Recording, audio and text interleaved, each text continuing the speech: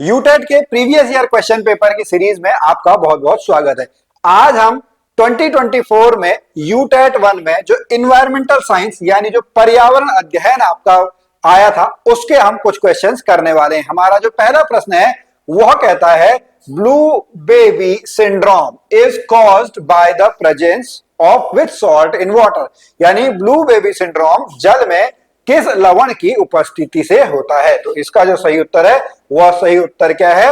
वह सही उत्तर है ऑप्शन नंबर बी, नाइट्रेट। क्या है? नाइट्रेट, जिसको जो है वो आपका शिशु मेथमोग्लोबिन न्यूमिया कहा जाता है। ओके, तो इसका जो सही आंसर है वो क्या है? Option number B, nitrate. इसमें जो है वह क्या हो जाता है, जो हमारा ब्लड है, ब्लड में जो ऑक्सीजन ले जाने की जो आपकी क्षमता है, जो पावर है, वो आपकी कम हो जाती है और त्वचा जो है वो आपकी क्या हो जाती है? त्वचा आपकी नीली पड़ जाती है। अगला प्रश्न। ओके, अगला प्रश्न क्या कहता है? एग्रोस्टोलॉजी का अध्ययन कहलाता है। आप सभी ने बहुत सारे ऐसे अध्ययन पढ़े होंगे, तो जो एग्रो आपको नाम से ही पता लग रहा होगा क्या है, यह आपका जो है घास से रिलेटेड है। यह अध्ययन किसका अध्ययन है? यह अध्ययन जो है वो आपका घास का अध्ययन कहलाता है। यह वनस्पति विज्ञान की वह शाखा है जो घासों के वर्गीकरण, उनकी संरचना, उनके विकास और आर्थिक महत्व से संबंधित है। इसको ग्रेमिनोलॉजी भी कहा जाता है। कभी कभार हो सकता है आपसे ग्रेमिनोलॉजी भी पूछा जाए। अगला प्रश्न चलने से पहले हम यहाँ पर बता दें कि अगर आप अभी उत्तराखंड में यूटेट की तैयारी कर रहे हैं, मॉक टेस्ट देना चाहते हैं, तो वेद क्लासेस ऐप की आपको मॉक टेस्ट जरूर ज्वाइन करने चाहिए। यहाँ पर यूटेट 1 के भी अब आ चुके हैं, यूटेट 2 के मैथ्स और एसएसटी दोनों के तो पहले से ही आपके चल रहे हैं। अगले प्रश्न पे चलेंगे। अगला प्रश्न उत्तराखंड से संबंधित है। हरियाली देवी क्या है? हरियाली देवी पवित्र उपवन उत्तराखंड के किस जनपद में स्थित है? तो यह जो है वो आपका कहां पर है? यह आपका रुद्रप्रयाग में है। कहां पर है? यह आपका रुद्रप्रयाग जनपद में है। रुद्रप्रयाग जनपद का एक जसौली गांव है, उसके पास यह एक आपका शक्तिपीठ है। Option number A. अगला प्रश्न, क्वेश्चन नंबर 4, इजी प्रश्न है। बहुत बार आपका भूगोल में भी यह प्रश्न पूछ देते हैं। क्या है? भारत के किस राज्य में मानसून का आगमन सबसे पहले होता है? तो भारत में केरल कौन सा है? भारत में केरल में सबसे पहला मानसून केरल में आता है। ऑप्शन नंबर क्या हो जाएगा? ऑप्शन नंबर सी इसका सही उत्तर है। और यह कब आता है? लगभग जून के आसपास, अगर हम बात मान के चले, जून में आपका यह आता है। अगला प्रश्न, क्वेश्चन नंबर 5, 2002 में, यह एक टफ क्वेश्चन है। शायद इस तरीके के प्रश्न आप लोगों से जो है वो अगर पूछे भी जाते हैं तो आप उसको छोड़ सकते हैं, आप हर समय नहीं पढ़ सकते हैं। ओके, क्वेश्चन नंबर 5 में जो है 2002 में सतत विकास पर विश्व शिखर सम्मेलन कहां पर आयोजित किया गया था? तो क्वेश्चन नंबर 5 का जो आपका आंसर है वह कौन सा है? वो है आपका जोहानिसबर्ग। क्या है? वह आपका दक्षिण अफ्रीका में जोहानिसबर्ग है, जिसको आपका रियो +10 के नाम से भी जाना जाता है। अगले प्रश्न में चलते हैं, क्वेश्चन नंबर 6। क्वेश्चन नंबर 6 क्या कहता है?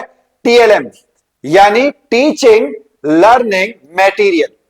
ओके, आप जब बीएड में भी आप लोगों ने पढ़ा हुआ होगा, टीचिंग टीएलएम जिसको हम कहते हैं, इसकी ट्रेनिंग पूरी आपकी होती है। तो यह जो है वह आपका इसमें कौन से अध्ययन के शिक्षण को सुदृढ़ करती है? क्वेश्चन नंबर 6 को आप देखेंगे तो यह है बोले गए शब्दों का पूरक बनकर, by complementing the spoken word. Option number इसका क्या हो जाएगा? टीएलएम जो है वह ऑप्शन नंबर ए इसका सही उत्तर है। चलिए अब अगले प्रश्न पे चलते हैं। क्वेश्चन नंबर जो है, क्वेश्चन नंबर 7 हमारा क्या कहता है? क्वेश्चन नंबर 7 को देखते हैं। ओजोन, आपको पता होगा ओजोन के विघटन में कौन सा तत्व उत्प्रेरक कैटालिस्ट का काम करता है? कैटालिस्ट आपने पढ़े होंगे, या तो वह उस अभिक्रिया की स्पीड को बढ़ा देगा या उस अभिक्रिया की स्पीड को घटा देगा। आप लोगों ने क्लोरो फ्लोरो कार्बन सुना हुआ होगा। क्या है? क्लोरो फ्लोरो कार्बन। तो क्लोरो, क्लोरीन क्या हो जाएगा? ऑप्शन नंबर 7 का जो है, 7 का क्या हो जाएगा? 7 का बी आंसर बिल्कुल सही आंसर है। ओके, बिल्कुल सही, option number B is the right answer. Next question, question number 8 पे चलते हैं। क्वेश्चन नंबर 8 देखिए, आप बड़ा है, एक बार आप यहाँ पर इसको पढ़ लीजिएगा। पूरा यहाँ पर आपको दिया हुआ है कि जो एक्सपेरिमेंट करना, प्रयोग करना, खोज करना, यह आपका कौन सा है, और इसके ऑप्शंस भी जो हैं आपको यहाँ पर साथ में दिए गए हैं। तो उसमें आप देखेंगे यह जो है हमें क्या खाना चाहिए, की अवधारणा से संबंधित निम्न में से कौन सी गतिविधि को आपका यहां पर बताता है। ओके, तो यहां पर क्या कर रहे हैं, विद्यार्थियों से, ऑप्शन नंबर सी क्या है, ऑप्शन नंबर सी इसका सही उत्तर है। विद्यार्थियों से सभी संभावित सूत्रों से संबंधित जानकारी एकत्र करने को कहेंगे। ऑप्शन नंबर क्या है, ऑप्शन नंबर सी, एट्थ का जो है, एट्थ का ऑप्शन नंबर सी बिल्कुल सही उत्तर है। अगले प्रश्न पे चलते हैं, क्वेश्चन नंबर 9। क्वेश्चन नंबर 9 क्या कहता है, द फास्टेस्ट डिप्लिंग नेचुरल रिसोर्स, यानी विश्व में सबसे तेजी से घटने वाला प्राकृतिक संसाधन आपका कौन सा है। तो इस समय जो है वो सबसे तेजी से जो है वो आपके जंगल कट रहे हैं, पेड़ कट रहे हैं, जो आपके वन है। तो इसका क्या आंसर हो जाएगा, इसका आंसर ऑप्शन नंबर बी इसका सही उत्तर हो जाएगा, बिल्कुल सही है। अगले प्रश्न में चलते हैं, क्वेश्चन नंबर 10। क्वेश्चन नंबर 10 क्या कहता है, hot spot concept of biodiversity, यानी जैव विविधता हॉट स्पॉट अवधारणा निम्न में से किस वर्ष प्रस्तुत की गई है। 1980 में, 1984 में, 1988 में कि 1991 में। तो इसका जो सही उत्तर है वो आपका क्या है, 1988। क्या है, 1988 इसका जो है वो आपका सही उत्तर है। इसकी अवधारणा किसके द्वारा दी गई थी, इसकी अवधारणा जो है एक ब्रिटिश जीव विज्ञानी थे, नॉर्मन मॉयर्स के द्वारा दी गई थी। और जो जैव विविधता आपका शब्द है यह 1980 में वॉल्टर जी रोसेन के द्वारा आपका गढ़ा गया था। अगली प्रश्न में चलते हैं, क्वेश्चन नंबर 11। क्वेश्चन नंबर 11 क्या कहता है कि विश्व प्रसिद्ध रिपोर्ट विकास की सीमाएं, लिमिट्स टू ग्रोथ, जिसमें अनियंत्रित विकास के कारण विनाश की घोषणा की गई है, यह किसके द्वारा की गई है। ऑप्शन आप यहां पर देख सकते हैं, मेयर्स और सहयोगी, मिडोस और सहयोगी, ब्रुटलेट या विल्सन और सहयोगी। तो इसका जो सही उत्तर है मिडोस आपको याद करना है, क्या है, ऑप्शन नंबर बी। 11th का जो है, 11th का आपका यहाँ पे कौन सा उत्तर सही है, 11th का आपका ऑप्शन नंबर बी बिल्कुल सही है। तो विश्व प्रसिद्ध रिपोर्ट विकास की सीमाएं यानी लिमिट्स टू ग्रोथ, इसकी घोषणा की गई है। यह जो है 1972 में, कब आई है, 1972 में आपका आई गई है। और किसके द्वारा तैयार किया गया है, इसको आपका क्लब ऑफ रोम के द्वारा तैयार किया गया है। यहां पर आप क्या करेंगे, अगर कभी आप जियो पॉलिटिक्स समझते हैं तो वहां पर आप क्लब ऑफ रोम का नाम भी आप जरूर सुनेंगे। अगले प्रश्न पे चलते हैं, क्वेश्चन नंबर 12। क्वेश्चन नंबर 12 क्या कहता है, किस राज्य ने संयुक्त वन प्रबंधन, okay, for joint forest management, संयुक्त वन प्रबंधन के लिए पहला प्रस्ताव जारी किया है। तो यह कौन सा है, यह है आपका उड़ीसा। कौन सा राज्य है, यह राज्य जो है वो आपका उड़ीसा है। तो संयुक्त वन प्रबंधन की अवधारणा भारत में 1980 के दौरान विकसित हुई थी। पहला राज्य जो है वह उड़ीसा राज्य है, जिसने 1988 में संयुक्त वन प्रबंधन के लिए एक प्रस्ताव पारित किया था। अगले प्रश्न में चलेंगे, क्वेश्चन नंबर 13। चंदन, सैंडलवुड मूवी भी आपने इसके ऊपर बहुत सारी देखी होंगी, सैंडलवुड के ऊपर। ओके, चंदन किस तरह के वनों के उदाहरण आपके होते हैं। क्वेश्चन नंबर 13, क्या यह डेल्टाई वन होते हैं, नहीं, कांटेदार, नहीं, सदाबहार, नहीं। इसका क्या है, इसका है पर्णपाती वन। ऑप्शन नंबर डी है। चंदन जो है वह पर्णपाती वनों का उदाहरण है। और आप सभी को पता होगा यह हमारे यहाँ पे विशेषकर कहां पे, कर्नाटक और तमिलनाडु में आपके पाए जाते हैं। अगले प्रश्न में चलते हैं, इसकी तस्करी बहुत होती है। क्वेश्चन नंबर 14 पे चलते हैं। क्वेश्चन नंबर 14 क्या कहता है, जो ऑयल स्पिल्स है, यानी आपका क्या है, जो तेल रिसाव है, क्या है, तेल रिसाव निम्न में से किससे संबंधित है। क्वेश्चन नंबर 14 पे देखेंगे। ओके, कौन से कथन सत्य हैं। तेल रिसाव से जैविक ऑक्सीजन की मांग बढ़ जाती है, बिल्कुल ठीक है। तेल रिसाव से समुद्री जल में ऑक्सीजन की मात्रा कम हो जाती है, ये भी सही है। तो ऑप्शन नंबर इसका क्या हो जाएगा, ऑप्शन नंबर 14 का जो है, 14 का ऑप्शन नंबर क्या हो जाएगा, ऑप्शन नंबर सी इसका बिल्कुल सही उत्तर हो जाएगा। क्या हो जाएगा, सी, 1 और 2 दोनों बिल्कुल सही हैं। अगले प्रश्न में चलते हैं, क्वेश्चन नंबर 15। यहां पर जो है आप लोगों से जो सोशल इकोलॉजिकल मूवमेंट्स हैं वो आपसे पूछे गए हैं। जैसे उत्तराखंड में आपका चिपको आंदोलन है, नर्मदा आंदोलन हो गया, जंगल बचाओ। इसमें आपको जो है इसका सही कालानुक्रम जो है वह आपको यहां पर लिखना है। तो क्वेश्चन नंबर 15 को हम देख लेते हैं। क्वेश्चन नंबर 15 को अगर हम देखेंगे, जो चिपको आंदोलन है वह सबसे पहले सन 1970 से 73 के बीच में आपका आता है। कहां पर चलता है? उत्तराखंड के चमोली में ही शुरू होता है। गौरा देवी का नाम आपने सुना होगा। उसके बाद जंगल बचाओ आंदोलन 1980 से लेके 1982 तक, नर्मदा बचाओ आंदोलन 1985 और आरा आंदोलन मुंबई 2019 से 2020। तो यह इसका जो है तो इसको आप देखेंगे 2 4 3 1। तो 2 4 3 1 कहां पर है? यह है ऑप्शन नंबर बी। कौन सा है? ऑप्शन नंबर बी इसका सही उत्तर है। अगले प्रश्न पे चलेंगे, क्वेश्चन नंबर 16 पे चलते हैं।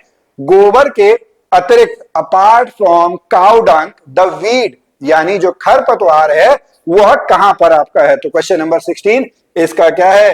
वो है आपका जलकुंभी। कौन सा है? ऑप्शन नंबर सी इसका सही उत्तर है। क्वेश्चन नंबर 16 का जो है वह सी उत्तर बिल्कुल सही उत्तर है। अगले प्रश्न में चलेंगे, question number 17। Great Himalaya national park कहां पर है? तो ग्रेट हिमालय नेशनल पार्क जो है वह आपका कहां पर है? हिमाचल प्रदेश में है। कहां पर है? Option number D Himachal Pradesh में आपका। और है कहां पर? अगर हम बात करेंगे तो यह कुल्लू जिले में है। कहां पर है? कुल्लू जिले में। अगले प्रश्न पे चलते हैं, क्वेश्चन नंबर 18 पे चलते हैं। Ganga action plan, Ganga action plan किसके टाइम पे आया था? राजीव गांधी जी के टाइम पीरियड पे आया था। किसके टाइम पीरियड पे आया था? राजीव गांधी जी के टाइम पीरियड पे आया था। कब आया था? 1986 में आया था। किस समय आया था? 1986 में। इसका जो मुख्य उद्देश्य था वह गंगा नदी में जो प्रदूषण है उसको कम करने से रिलेटेड था। अगले प्रश्न पे चलने से पहले मैं फिर से आपको बता दूं कि अगर आप यूटेट में जो है पास होना चाहते हैं, अपने पहले अटेम्प्ट में पास होना चाहते हैं या इस समय 2025 में पास होना चाहते हैं, तो आपको मॉक टेस्ट जरूर लगाने चाहिए। आपको प्रैक्टिस उसकी जो है वो जरूर करनी चाहिए। इसके लिए आप बेसिक क्लासेस ऐप के मॉक टेस्टों को देख सकते हैं। अगले प्रश्न में चलते हैं, क्वेश्चन नंबर 19 क्या कहता है? देखिए यहाँ पर जो है पेडागोजी से रिलेटेड भी आपके जो क्वेश्चंस हैं वो यहाँ पर आपके हैं, तो इसको आप देखेंगे, एक बार पढ़ लीजिएगा। क्वेश्चन नंबर 19 को जो है तो इसमें जो है वह क्या है? 19 का जो है 19 का ए आंसर है। क्या है? 19 का जो है वह ए आंसर है। इसमें आपका जो है 1 2 और 3 जो है वो बिल्कुल आपके सही है। तो कविताएं और कहानियां पर्यावरण अध्ययन के विषय में प्रभावी ढंग से प्रस्तुत हो सकती हैं। तो 19 का ऑप्शन नंबर ए बिल्कुल सही उत्तर है। अगले प्रश्न में चलते हैं, क्वेश्चन नंबर 20। क्वेश्चन नंबर 20 क्या कहता है? The term used for the application of fertilisers, soil improvers and other water soluble products into an irrigation system, यानी सिंचाई प्रणाली में उर्वरकों, मृदा सुधारकों और अन्य जल में घुलनशील उत्पादों को डालने के लिए क्या यूज किया जाता है? Question number 20। तो इसका जो है वो क्या है? फर्टिगेशन है। ऑप्शन नंबर बी क्या हो जाएगा? ऑप्शन नंबर बी 20 का बी आंसर बिल्कुल सही आंसर है। तो फर्टिगेशन एक ऐसी विधि है जिसमें पानी में घुलनशील उर्वरकों, अन्य पोषक तत्वों को सीधा जल के साथ पौधे की जड़ तक पहुंचाया जाता है। अगले प्रश्न में चलते हैं, क्वेश्चन नंबर 21। क्वेश्चन नंबर 21 क्या कहता है? हमारे पास लिविंग और नॉन लिविंग जो आपके कंपोनेंट हैं, ओके, वह किसके बीच में आपका आता है? लिविंग और नॉन लिविंग। देखिए अगर यहां पर आप देखेंगे इसमें तो दोनों ही, मतलब इसमें केवल आपका क्या आता है? लिविंग। इसमें भी दोनों लिविंग है, ये भी यही है। तो इसका जो है वह ऑप्शन नंबर क्या हो जाएगा? ऑप्शन नंबर डी 21 का जो है 21 का डी आंसर बिल्कुल सही हो जाएगा। जल चक्र यानी वाटर साइकिल जो है जिसमें जल विभिन्न अवस्थाओं में आपका आता है, ठोस, तरल और गैस में पृथ्वी के वायुमंडल, जमीन और महासागरों के बीच में घूमता रहता है। इसमें जो है वो सभी आता है। सूर्य की ऊर्जा निर्जीव है, वाष्पीकरण निर्जीव है, संघनन निर्जीव है, पौधे द्वारा, पौधा जो है वो आपका सजीव है। तो सारी प्रक्रियाएं इसमें शामिल है। अगले प्रश्न पे देखिए, पहले यहाँ पे समझ लेते हैं। तो इसका जो है 21 का जो है वो आपका डी उत्तर बिल्कुल सही उत्तर है। अगले प्रश्न में चलते हैं, क्वेश्चन नंबर 22। क्वेश्चन नंबर 22 क्या कहता है? काई, आपने देखा होगा जो झीलें होती हैं उसके में आपका जो काई आपका लग जाती है, तो काई की अत्यधिक वृद्धि और पोषक तत्वों से समृद्ध है। यह कौन सा है? यूट्रोफिक। ऑप्शन नंबर ए 22 का क्या सही उत्तर है? 22 का जो है वो ऑप्शन नंबर ए बिल्कुल सही उत्तर है। कौन सा है? Option number A. अगले प्रश्न में चलते हैं, क्वेश्चन नंबर 23 क्या कहता है? The government of India pass the water prevention and control of pollution act, जल प्रदूषण निवारण नियंत्रण अधिनियम कब जारी किया गया? यह जारी किया गया है 1974 में। कब जारी किया गया है? 1974 में किया गया है। जल में प्रदूषण की रोकथाम, नियंत्रण तथा जल की शुद्धता को बहाल करने के लिए एक व्यापक कानूनी ढांचा, एक एक्ट आपका बनाया गया था 1974 में। अगले प्रश्न में चलेंगे। क्वेश्चन नंबर जो है क्वेश्चन नंबर 24। एक बार इस प्रश्न को जो है आप पढ़ लेंगे। क्वेश्चन नंबर 24 हमारा क्या कहता है? तो देखिए क्वेश्चन नंबर 24 का जो आपका उत्तर है वह क्या है? ऑप्शन नंबर बी है। क्या है? Option number B. इसको भी आपने देख लिया होगा। जो आपके कथन सत्य हैं वह जो है 2 समुदाय बड़े या छोटे हो सकते हैं। फिर है 3 जो है अधिकांश मामलों में समुदायों का नाम प्रमुख पौधों की प्रजातियों के नाम पर रखा जाता है। अगले प्रश्न में चलते हैं। क्वेश्चन नंबर जो है 25 पे हम चलेंगे। क्वेश्चन नंबर 25 क्या कहता है कि आपका air prevention control of pollution act 1981। Okay, तो यह किसमें किसी को अपने जो राज्य बोर्ड के किसी भी क्षेत्र को वायु प्रदूषण नियंत्रण क्षेत्र घोषित कर सकता है। तो यह कौन सा है? यह है सेक्शन 19। कौन सा है? टफ क्वेश्चन है। सेक्शन 19 जो है अनुच्छेद 19 के तहत राज्य बोर्ड किसी भी क्षेत्र को वायु प्रदूषण नियंत्रण क्षेत्र घोषित कर सकता है। Option number A. अगले प्रश्न पे चलेंगे। Question number 26। देखिए बड़ा क्वेश्चन है, फिर भी आप पढ़ेंगे कि यदि हम पक्षियों का अवलोकन करें तो पाएंगे अधिकांश पक्षी अपनी गर्दन हिलाते रहते हैं। क्यों? 26, क्योंकि उनकी जो आंखें हैं वो स्थिर होती हैं, वह हिल नहीं सकती हैं। ऑप्शन नंबर क्या हो जाएगा?